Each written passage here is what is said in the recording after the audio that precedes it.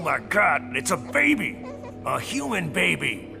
You guys remember Vivisector? Because that game, you all see Slavjank on this show, but very rarely is Slavjank actually good. Thinking about the ones that have been featured on the show, You Are Empty, not quite as fun, but it still comfortably rests in that category of it works as a video game. And then you get into stuff like Alpha Prime or Creed, which are irredeemable trash, but Vivisector, with its mind-bendingly strange approximation of a narrative, had some fun gameplay, and since then I've been meaning to get back to the company that made Vivisector, Action Forms, the Ukrainian studio known mostly for the Carnivore series and Chasm the Rift. A cult game if I've ever seen one. I've never actually played all the way through it. I usually got distracted or something turned me off of it, which is strange because of how many games I played that took obvious inspiration from Chasm. And I spent so much time wondering why people loved this little game so much. It looks like someone tried to demake Quake on some computers they found in an abandoned Soviet missile base, and then they found something else down there. Something deep, dark, and unearthly. Among Chasm's disciples are the people behind Perilous Warp, maybe the developer of Herat, certainly one of the most vocal being Dusk developer David Szymanski. This particular version of Chasm I found, obviously not a box copy, but one I found at some point on the internet, packaged and optimized for DOSBox. Yeah, this game from 1997 was DOS only, software rendered, and as much as I'd like to use Panzer Chasm, the source port, I'm told it's not the same, that it's unfinished and not the true experience. This package I found includes ludicrous tweaks to improve the mouse aiming, the visuals. The README calls it Chasm Portable version 1.1, compiled by David Szymanski. What kind of game commands this level of devotion? I've tried a few times to get through this game, only to get sidetracked with other projects, losing interest in the second episode. In the Egypt levels, yeah, this game goes to Egypt in its time travel shenanigans, so I've never seen the end of it. I jump in to capture some footage of it every now and then, never fully taking the plunge. I'm a little afraid of what I might find down there.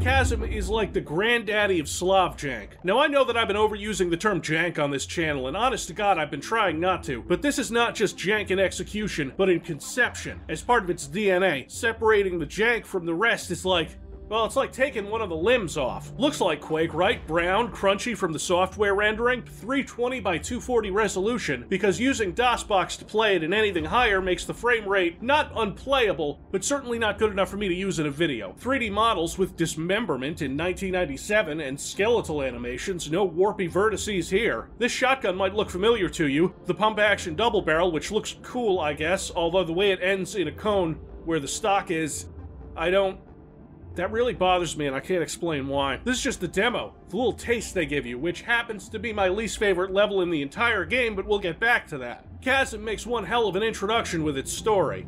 Our intelligence has received word of a disaster from one of the power stations. The last report on its status contained data showing a progressively increasing leak of electric energy. Okay, stop. Right there.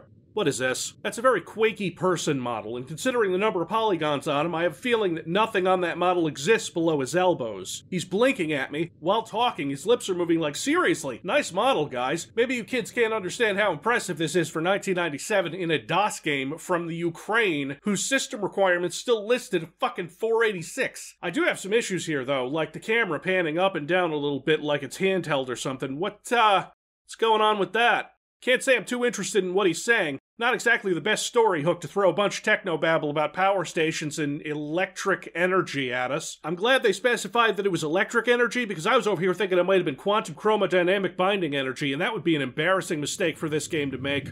At first it was considered a malfunction of the main generator.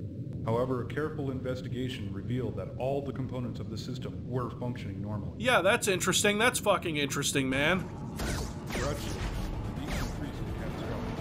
Oh, come on, that's only like a 2 out of 10 for dumb shit in Star Wars. Which caused a complete shutdown of the main power generation system. This looks very much like the actions of the Time Strikers.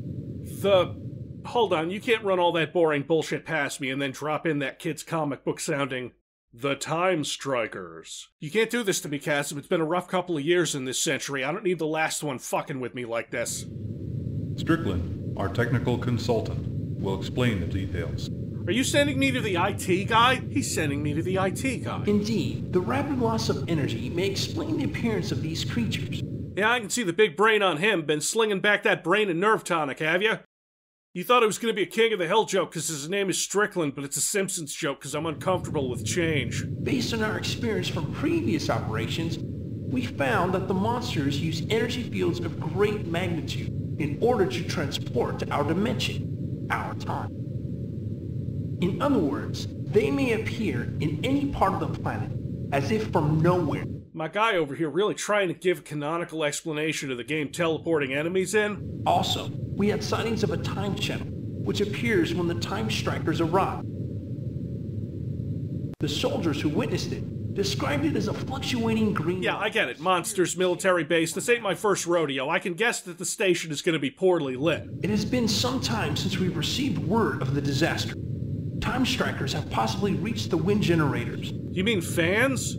Try to pay maximum attention. That is a Slobjank line. Try to pay maximum attention is like a Skinwalker sentence. It's like English in the Uncanny Valley. There's just something slightly off about it, even though it technically makes sense. Any new information about these creatures will be extremely useful. Good luck. Oh yeah, I'm gonna find out what happens when they get hit with bullets. In their brain. I gotta say, after the completely unnecessary intro cutscene, the game does make a hell of a first impression. The browns and grays, not so much. The weather effects, you won't see them much, but like, wow. The art itself is well drawn. The 3D models are great for the tech they were working with. I'm already being attacked by this scorpion, not much of a threat, so let's move on. I'm a little confused about this completely flat surface that's blending into the sky. The game sounds pretty good. The music is atmospheric and cool. Like Quake, we've got no use key. Unlike Quake, we've got some really cool environmental details, this paper moving in the wind, in this window too. The rest of the game doesn't have this kind of attention to detail, but if you're gonna do it, having it be the first thing the player sees is a smart move. I just came up on that rustling paper and I said, oh, Chasm, that's adorable. For those of you who commented on that Vivisector video all those years ago about the moth and the light, I get it now.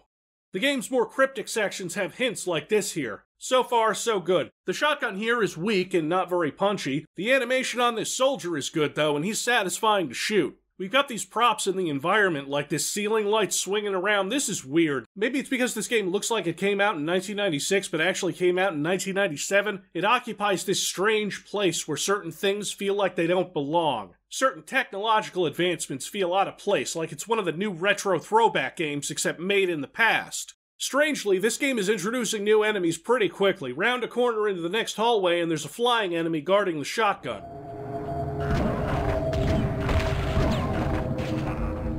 I like this shotgun more than I expected. It sounds a little weak to me on the firing, but the pump sound is nice and the actual detail on the model is kind of extraordinary. It looks kind of great, actually. Like it has the same kind of chunky muzzle flash as the Quake weapons, then it has the actual passable human hand part during the pumping animation, and then you've got shells on the side of it here, and the texture work and animations are really nice. For some goddamn reason, it never at any point fires both barrels. This level is awfully flat, and I can kind of tell that the details you see aren't part of the map, but they're 3D models that they slapped in there to look like map geometry. I get why they do that. It's like, you know, more detail than you get from brushes. Map details are meshes, switches are meshes. Still, I'm getting weird Hexen vibes from these moving walls. Like in this secret area where I get a big health pickup in this restricted area, something here is off. This game is trying to pull one over on me. There's no way that... Oh, wait a minute. The map is lines, the level is flat, all the fancy geometric details are 3D models. There's no... up. Oh. Which is a really, really, really, really bad idea when you're actually this true 3D. My God. When you're actually this true 3D. True 3D. True 3D. True 3D. 3D. 3D.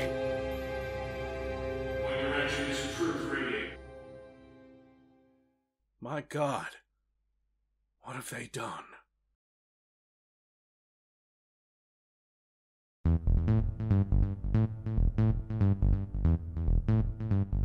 This is a dark kind of genius. They didn't have it in them to make a fancy 3D engine to compete with Quake, so they didn't. This is like a fancy Doom engine with 3D models shoved into it. Skeletal 3D models, a monster born in past and future tech. How do any of these lights work? What is happening? When you look up and down in a 2.5D game engine like in Heretic, or in a build game, it looks like this. In Chasm, it's only barely noticeable and I don't know how they did that.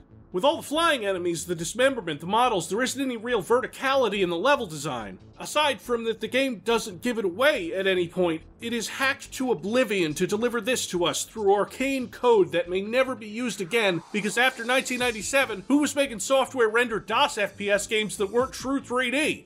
Brazil? This is the exact opposite of the last episode. With this awful, poorly coded trash, how is this spinning light happening? Is it like they do in Build? I don't know. Well done, soldier. Not bad for your first mission. We have a major problem with one of the military bases. This time we are facing a grave danger. The underground level contains strategic missiles with nuclear warheads. If they get their hands on the missile launch system, they can be considered winners. They can be considered winners. Like, I consider myself a winner, but I'm a fat nerd who was just impressed by a spinning light in a quarter-century-old video game. The warheads have enough power to wipe out any signs of human presence from the face of the Earth. If they can travel through time, I don't think splitting the atom is outside of their comprehension. I'm probably overthinking this, but I gotta fill time somehow. This is pretty basic stuff, right? Hallways in a military base, shotguns, machine guns, cargo bays where I'm not using the frankly embarrassing 1-foot jump, but instead doing the Doom thing of running so fast that you move over gaps in the floor. Possibly Mario 2 Luigi rules. The combat itself isn't bad, right? It's okay. Sometimes feeling nice, frantic, weighty, and I think that has a lot to do with the sounds and animation.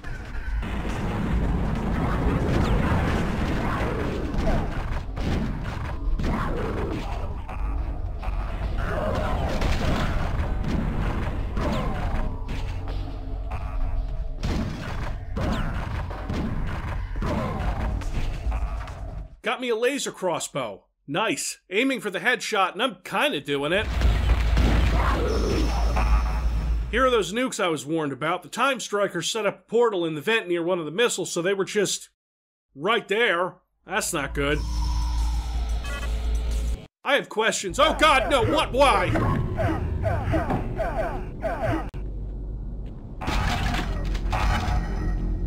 Cool Event Horizon hallway here. Let me just... This guy with a rocket launcher called a Faust in the manual, so we know he got a deal for that rocket launcher. You guys stopped doing the laugh track from last time? It wasn't good? Okay, moving on. He shows up fairly early in the game for such a difficult enemy. A foot soldier packing a powerful punch, he's a guy that takes pleasure in removing the grin from your face. Duck for cover when he launches his rockets, because if you don't, they'll find you one way or another. Sure, let me look up the... Nope, there's no crouching in this game. It's a turn of phrase, civvy, you hack. It says that because on hard mode they have homing missiles.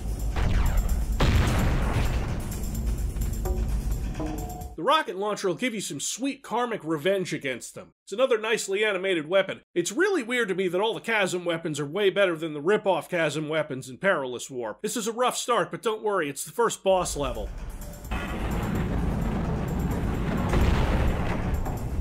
That's not possible, really. What you have to do is not get murdered until one of those doors opens, and then hit some switches until you can lead the monster towards a hallway where you activate a fan that will suck him in.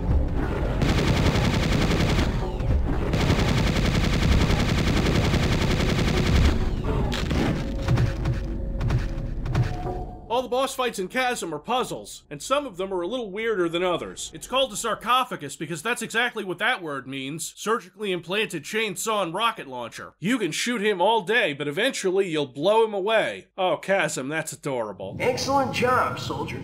You have successfully retrieved the prototype of the Time Channel, which the Time Strikers use for time travel.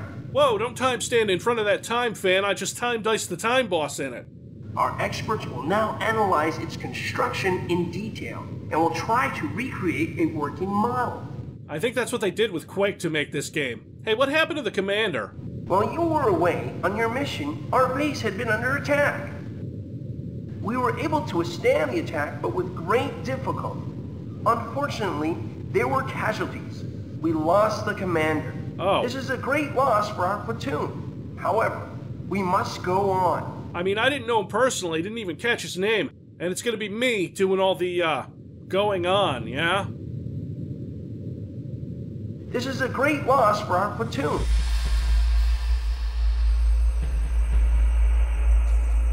It's a little different. It's less flat, I guess, with some destructible walls, new monsters whose heads I can shoot off with a satisfying little blood spurt out of their necks. This enemy, according to the manual, is called Gross.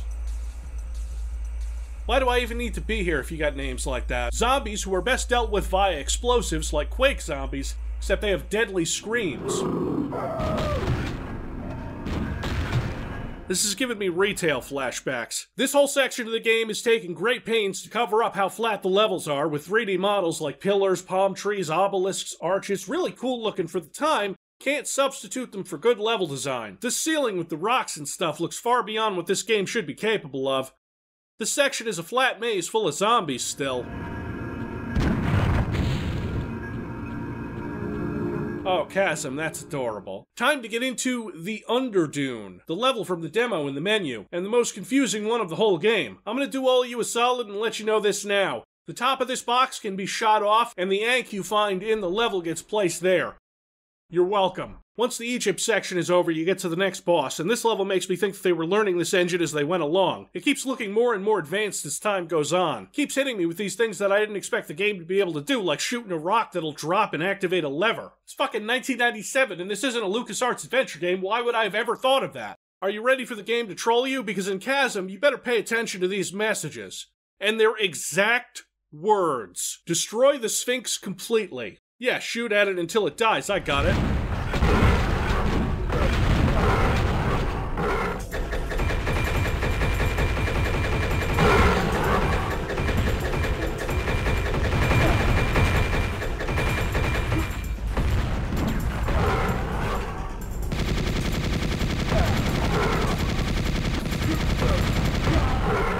I don't got it. That's not what they mean. They mean the Sphinx. The boss isn't the Sphinx unless you look at the manual and then it is. There's more to him than meets the eye. Yeah, there is. He's got homing projectiles that'll kill you real quick. So I'm destroying the Sphinx with these spinning blades, which are actually really cool. Perilous Warp made them seem shittier. Anyway, when they say destroy the Sphinx, they mean the statue that he burst out of. And then the boss you're fighting explodes into lava squares, and I guess I got too close to one of them because then I exploded.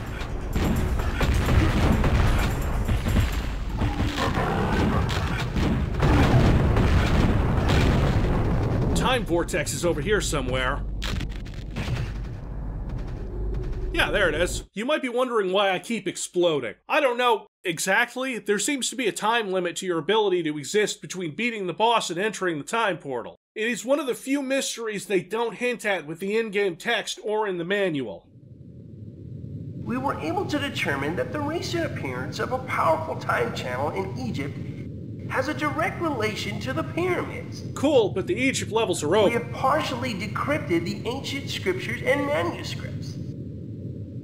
And they indeed say that it is possible to use the energy of the pyramids to alter the flow of time.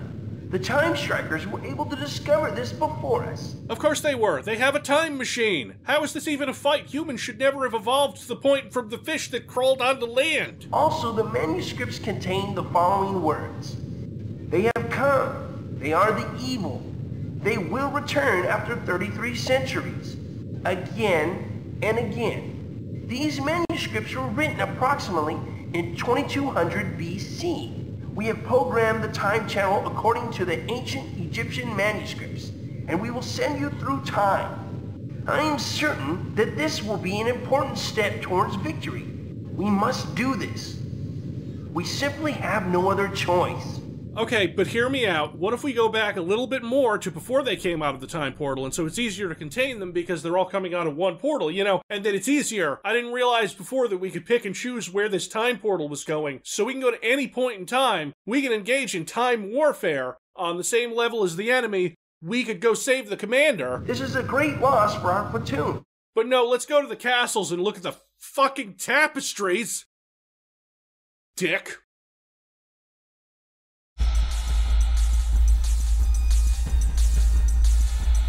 I do like this episode better with its bizarre enemies and more open but less confusing design. Because all the episodes introduce new enemies that only appear in those episodes. Your medieval episode has Vikings. Yeah, cool. Killer werehogs. I don't know why he's a werehog. Let me do a quick search and... Oh, come on. Let's not undersell the other enemy in this episode, the Joker. Listen, I understand that Sega hadn't ruined Werehog yet, but you guys had to know that Joker was being used. This enemy, this jester, with a fucking saw blade for an arm, is really cool. They knew that, it's why he's on the box.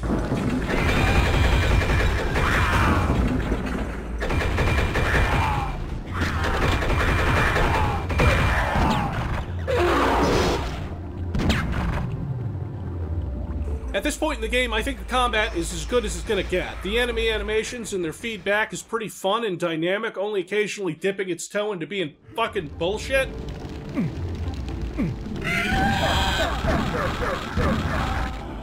Say what you will, that is some beautiful low-poly artwork. I don't remember exactly when I picked up the Mega Destroyer, a weapon so powerful its name had to be less subtle than Big Fucking Gun. I held off using it for a long time thinking I didn't need it, but sometimes you really need to waste an enemy quickly.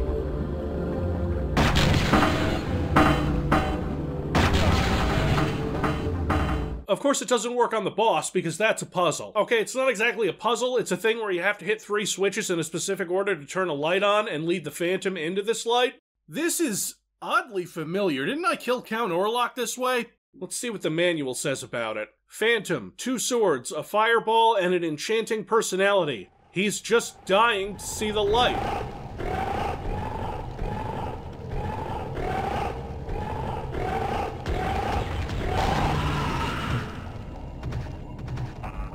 Is it considered a spoiler if the manual basically tells you how to beat the boss? Now, we have determined the point of entry of the main channel, which is the source of the time disruption energy. This is the real opportunity to finally defeat the Time Strikers. We will now reprogram the channel created by our scientists and enter the new coordinates. We will use the powerful source of energy which you have recovered from this mission. This is our only chance. Use everything you know about the Time Strikers. I don't know anything more about them than I did when I started, and I read the manual. And finally put an end to this evil. Our hopes are with you. Life on planet Earth depends on you. Good luck. Okay, but hear me out. What if we built a super tough robot and sent it back in time instead? Something that's a little, less likely to be killed by wild boars. The gun is good. The penis is evil. Go forth and kill.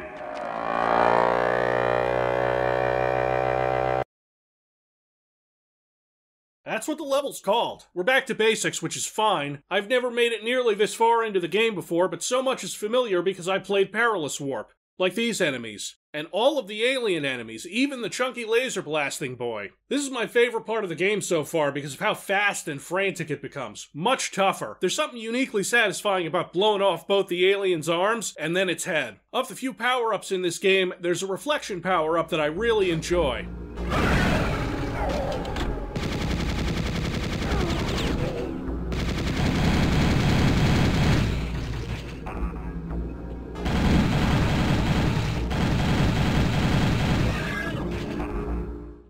Ammo can be a little tight for everything but the shotgun. I ended up using the landmines, which I haven't even mentioned in this video yet. Having foresight from tripping into this room, fucking up, activating the spawner, and then dying in a humiliating way, I try out some landmines.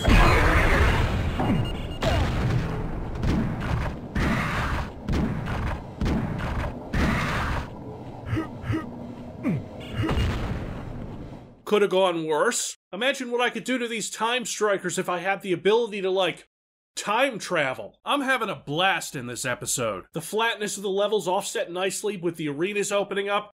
This calls for a combat montage.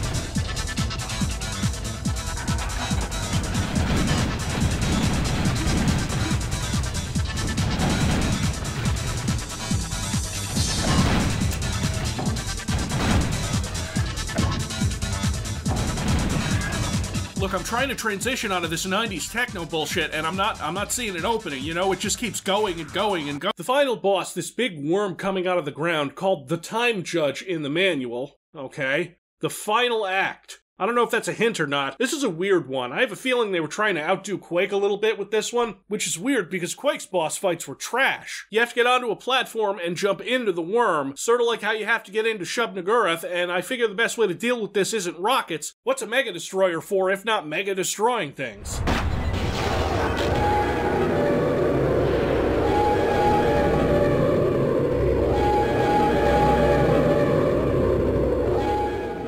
The disgusting worm screams in agony as you exterminate his heart, opening the most powerful time channel you have ever seen. Seeing no other way, you step into it.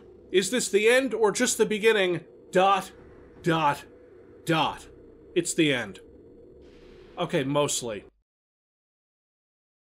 They patched in some extra maps later that are kind of cool, I guess. There's only 3. You know, sometimes I want to play the extra levels and sometimes I don't, you know, because fuck Hexen. A snowy level with polygonal trees and... Okay, I wasn't expecting that big metal castle in the middle of a Scandinavian tundra, but hey, certainly cool looking. Just like most architecture, it's a lie, and the inside doesn't look anything like that. In fact, the inside looks a lot like a Quake level from Episode 3, one of those American McGee joints.